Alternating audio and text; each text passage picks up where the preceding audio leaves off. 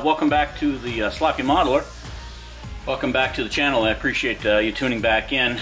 We are endeavoring on a new build, and this is, I don't do a lot of cars, but I wouldn't necessarily call this a car.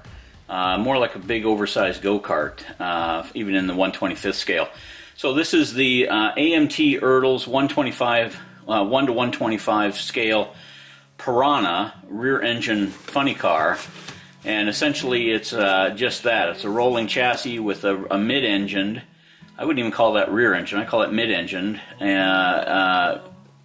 drag racer, single cockpit with the typical drag racer steering wheel there and one hand brake, and four little wheels there. So one thing I do like about it is that this back piece kind of sandwiches up like that, and the other one, and it's done in clear. The top portion is done in clear. So this is the next one we're going to do here. I don't do a lot of cars because I certainly don't do them well. That is because I don't have the paint skill set to really pull this together. So looking at the decals right out of the gate, I think that's pretty straightforward, pretty simple. But starting out, we've got just an image of the Piranha here with its wheels, the rolling chassis, and the motor included. I'm pretty sure that this entire motor is chrome, and I think what I'm going to do is soak that in purple power, all of that chrome and purple power, and then paint it back, because I tell you, it's a whole lot easier to glue up and then paint chrome than it is to glue chrome together. I've tried it several times, and all I have is really a mess when you're also doing glue everywhere. So this is pretty straightforward. You glue the engine block together, the manifold on top of that, the blower, and then the typical front end fuel pumps, front cover, oil pan, cylinder heads, valve covers. Your headers go in later. Don't do that immediately. And then you've got your fan system here, and then magneto, etc. So this has been around for quite some time. Definitely very cool. And it looks like angle of headers. I'm not sure why they've got this R1, 2, 3, 4. I don't know if you have to build them, or if they're one piece. They just want to go the right direction, possibly. Opening up the decals. We'll get to the wheels in a minute and tires in a minute.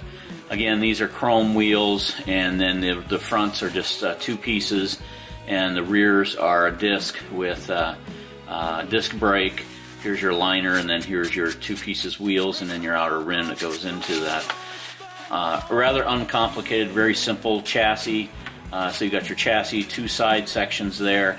Your front tie rod goes in, your two radius rods for steering, etc. Throttle pedal to the notch, it says here. So very, very simple clutch pedal. Brake lever and cylinder to notch, so that's your brake, hand brake, throttle, and clutch. Then parachute release, two handles here, seat, and the rear cockpit wall. So that is going to go together really easy, and then that'll be nice to spray that up. Rear differential, this is how your chute connects, so drag chute to the holes in the differential. More work on the chassis. Now you've got your drag arm link here, steering plate, steering wheel grips, upper chassis. This is more roll bar work. Now your assembled engine goes in, but again, you'll notice that it's without the headers put onto it. Rear engine mount plate, and then eco fuel tank. Here's your two assembled wheels, put those onto axles, and then you've got your differential carrier for all that to come together. So that's the back. And then on the front, here's your lower shroud, and that's actually kind of cool, and I think that'll be fun to paint that. So you've got your lower body bumper, you've got your inner wheel fenders, linings here and here, you've got a spoiler that goes in, and then that clips on the bottom, and then the top, again, it's really just a couple pieces. So you've got two exhaust deflectors, one on each side. That's probably where the headers are going to come through, and then this is a two-piece unit right here that goes in. So let's open up the bags here and show you a little bit of what we're working with. One little set of Echelon Piranha decals, so I'm not even sure where those go. There's no indication on that, and that list doesn't have them anyway. So we'll have to come to that when we come to that.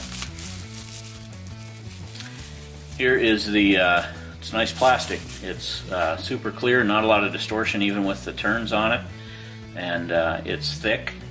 So that is the rear hatch that would fit over the engine. And if you wanted to build that, I think with clear, that might be pretty cool. But we'll come back to that at a later time on color choice.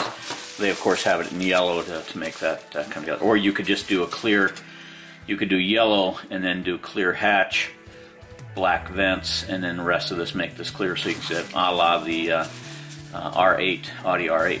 Here's the front portion of it. Again, all in clear and nice glass. Very, very nice. And the challenge with that is, do you paint that externally, or do you do a paint job on the interior and let that sit for itself, with this being a multi-gloss coat, clear coat?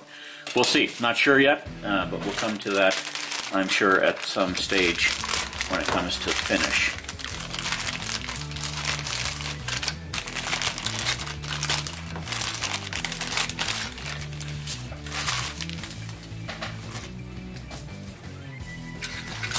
Alright, breaking out the sprues. There aren't a whole lot of them. Again, here's that undercarriage of the TM trademark GM. Interesting. Very interesting.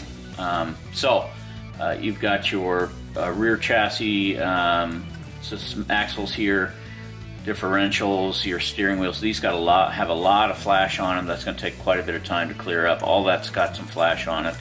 So that's got an old population of that kit. I'm sure it's from the 60s, and they haven't done the mold since then. Here's what I'm not enjoying. These tires, you've got the large diameter tires in the front, but very skinny, and then you've got these slicks in the back. I'm going to see, my local hobby shop is actually pretty good with the cars and so forth. I'm going to see if they've got rubber to match that scale, and if they do, I'm going to run and get a couple of those. These are Goodyears, but I think it would look a whole lot nicer with actual vinyl tires on it. Again, here's your interior fender wells, those spoilers, your seat. Here's your upper roll cage. Here's your gear linkage for steering, and your dual parachutes to bring this thing down to a stop. If you're moving too fast, that's the way to do it, especially in a drag race. Again, here's much more of the delicate parts, and so here is again that front cowling. Here's your side chassis pieces for the chassis. Here's your header, so you do have to align and build those headers all in one. The engine is not chrome. I am seeing this that it is not chrome. Here's your wires. Here's your chassis, so that's going to save me a little bit of time. I can go ahead and build that, glue all that up, and then get chrome painted on it when I'm ready to do so. So that's your engine. Here's the lower chassis, very delicate, very, very delicate. So that's not a lot of space for error there. Again, here's your tie rods. They're already loose, and other pieces. And then we come to the chrome sections.